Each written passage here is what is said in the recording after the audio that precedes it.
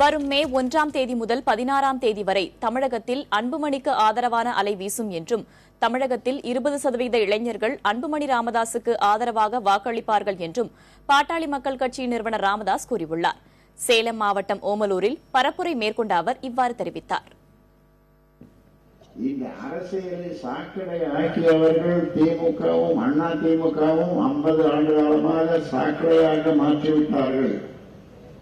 அதனாலே இன்றைக்கு அதை சுத்தப்படுத்துவேன், முன்னேற்றத்தை தருவேன், வளர்ச்சியை தருவேன், வளர்ச்சி முன்னேற்றம் என்று திட்டங்களோடு தமிழ்நாடு பூராவும் பேசி வருகின்ற அன்புமணிக்கு தான் நாங்கள் வாக்களிக்கப் போகிறோம் என்று இன்றைக்கு அந்த நடுநிலை வாக்காளர்கள் இன்றைக்கு முடிவு செய்திருக்கிறார்கள்.